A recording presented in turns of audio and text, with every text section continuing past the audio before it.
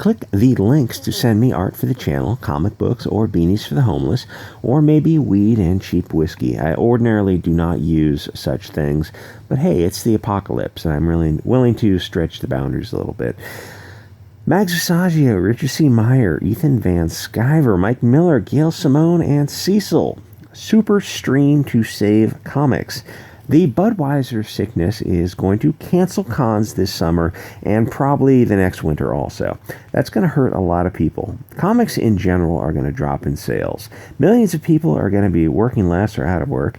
They'll be trying to buy food, not comics. Someone on Twitter mentioned that all this fighting seems so petty when millions of people are going to depart this mortal coil. Many of us are going to lose our grandparents or parents. So looking at the totality of the circumstances, 40-year-old dudes with Mark Wade-sized egos who are bickering like schoolgirls over some petty BS, well, it all seems so tiresome. Best case scenario has millions gone. Worst case has hundreds of millions of people gone. The current casualty rate is about 3%, but that's with treatment. Once the hospitals are at capacity, that 3% is going to increase, especially among the elderly. It could almost be as deadly as communism. Anyway, the comic industry is going to take a hit, so I had a brilliant idea. What if everyone put all the BS behind them and started acting their ages? Now, I know this doesn't seem like such an unreasonable request, but you have to remember that comic book people are weirdos with prima donna syndrome. What if some of the people fighting, EVS, Mags, Mike, your boy, Gail, and originally I said Doug TeNapel because he was a part of it, but I swapped him out for Cecil because of the entertainment value. What if they all started doing a show together? It's the end of the world. What do you have to lose? You could call it diverse voices. Actually, maybe it would be more accurate to call it a bunch of assholes. I guess it doesn't matter, but it would be fun and it would get a lot of eyeballs. You could make it a weekly thing or a monthly get-together. It's just so weird it might work. Do it on EVS's channel to start, then cycle through everyone's channel. It would get a lot of attention, and it would probably piss a lot of people off. Hey, at least do it once. Don't go in there to fight. Just go in there to talk politely. Those of us outside the art industry are used to dealing with difficult people without getting our panties in a twisted kitty. It's called being an adult. It's the difference between personal and business. Comics is business. You need to treat it as one. If anything, during this low-pan Big Trouble in Not Japan, crowdfunds will survive while mainstream SJW comics are going to suffer. Who wants to go to a grubby store with the unwashed masses, coughing and sneezing, spreading their airborne AIDS all over the place? SJWs don't wash their hands because they are filthy, filthy whores. I don't even want to imagine the sick, twisted degeneracy that Mags Visaggio fans enjoy themselves to. Probably furry prawn while Bernie Sanders speeches play on a loop in the background. Here's the thing about social media. Don't take it serious. Am I serious? Am I kidding? It doesn't matter. I saw on Twitter Cecil was giving Yellow Flash some feedback on the EVS Andy Wardsky thing. Flash said he didn't want to get involved because Andy was cool with him when he had 1,000 subs, which is nice. We don't have to stick our noses into every situation. But Cecil was giving him a little friction about not automatically taking EVS's side. Then War Campaign was in the comments giving Flash a hard time because he wasn't in lockstep. But I thought dogpiling is what SJWs do. There is this one guy who is mad at me. He has a habit of typing all in caps and repeating himself. He's saying that I'm not Comicsgate because I only agree with EVS 80% of the time, which means that in his mind EVS is Comicsgate, which is crazy because EVS wasn't even there in the beginning. If you like non-SJW comics, then you're Comicsgate. I just watched the Comic Book Hut's video about EVS's hit list. Of course, the Hut has me blocked because I have a sense of humor. Nasser also blocked me. Oh, and so did Micah Curtis. I have no idea who Micah Curtis is. And I don't mean that in a bad way. I just don't know. Anyway, I didn't make EVS hit list or his friends list, which is fine. Maybe if I ask nice, he'll put me on both lists. Believe it or not, you can joke around with people without becoming mortal enemies. That's why I don't argue with him on Twitter, because I know that he is hot-headed and misunderstands things. I just don't respond when he tries to draw me into a fight. Some people, I understand that it is better to interact with them on a live stream. Guys, if you follow my Twitter, you will think I am either a crazy person or just joking. Do I sound crazy? In fact, you don't need to follow people if you don't want to. I don't follow any of the big Comicsgate accounts. I don't want to live and breathe Comicsgate. Or say you have a situation like with Mike and EVS, who had to follow each other so they could DM. You can limit your interactions strictly to DMs.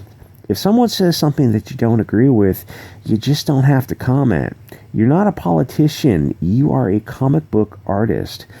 If someone I work with is a LGBT, a commie, or a Nazi, whatever, I don't care. It's none of my business. If you believe in things about space travel or geomorphology or cryptozoology, you know what I'm saying, conspiracy theory type stuff, I just don't care. As long as we can work together, let's get business done. I'm friends with people who loathe Trump. It bothers me not at all. If you don't like him, just vote for Bernie. Oh, sorry, I guess you can't vote for Bernie. Well, vote for Tulsi Gabbard then. Oh, what's that? You say that your only option is Joe Biden? Wow, an 80-year-old who seems to be forgetting things. Is that seriously the best the DNC could do? Next thing you know, you'll be telling me that Joe Biden will pick a VP for no other reason than to pander instead of on merit. Anyway, I get the feeling that mainstream comics would benefit from sitting down and talking with Comicsgate. Hey, talk about politics and cancel culture if you want. Reasonable adults can disagree without being disagreeable. Talk about Budweiser and its effects on the industry. Guys, this illness puts everything in perspective. The not Japan country is trying to destroy the world, and you guys are arguing about silly comics. So let's take a look at something that is actually important.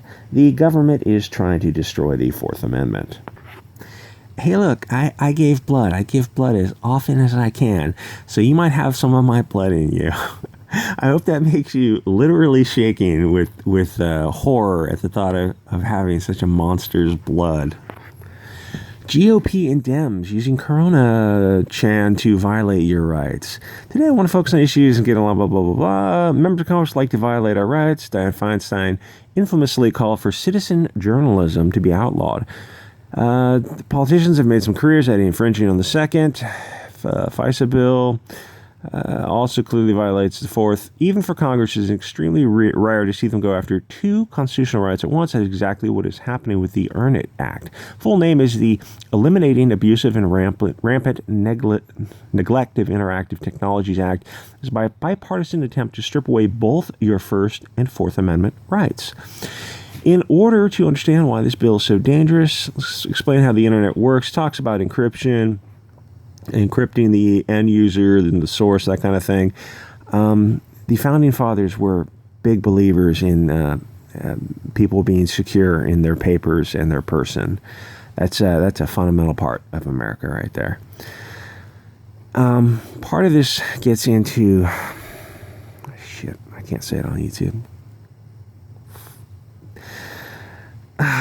We would be just a different world if we could talk about stuff on YouTube, but we can't. YouTube is going to be cat videos in a few years. So the alphabet agencies want the ability to get through this encryption to be able to spy on the American people. That's what it's all about. You enter a password, and if you're any fan of what's that guy, Neil Stephenson? If you're any fan of mathematics, you know how difficult it is to crack a password if the code is long enough. If the string is long enough, it becomes, I think, exponentially more and more difficult. Eventually, if the code is complicated enough and long enough, and only two people have it, it would take something like more time in the universe has available to crack a code. Anyway, so the Department of Justice has been demanding that they are provided a back door, so the encryption is useless. This should terrify more people. And the Earn It Act would give the Department of Justice power to demand that back door by threatening to revoke a tech company's Section 220. Okay, this is obvious overreach and obviously anti-constitution. And the idea that the GOP and the Dems, okay, you think, okay, yeah, the Democrats are going to do this. They're going to destroy your Fourth Amendment rights, to, be secure in your person and papers, kind of things. This requires due process. To get a warrant, due process, notice an opportunity to be heard, that kind of thing. But the GOP is also supporting that. This is why people say, oh, you guys, the GOP controls so many branches of government. Why aren't they doing what they want to do? Those are rhinos. They're not conservatives. Conservatives believe in the Constitution, civil liberties, which is funny because the ACL is no longer the American Civil Liberties Union because they do not protect against they do not protect your First and Second Amendment rights any longer. At one time they did. They protected people's the ability to protest anyone who wanted to have a free assembly, a right of assembly, and march through neighborhoods. Any group, they would stand up for it. They no longer do that, and they no longer protect the Second Amendment. Anyway, you can check this out. Conservative Daily, breaking GOP and Dems use the Budweiser illness to step on your First Amendment and Fourth Amendment rights. Anyway, guys, like, comment, subscribe. If you want to send me art for the channel, Bianca Zombie 602@gmail.com, or hit me up on my P.O. box. You can send me comics. Make sure you cough on them first. Spread that channel around. All right, guys, I will see you on the next episode.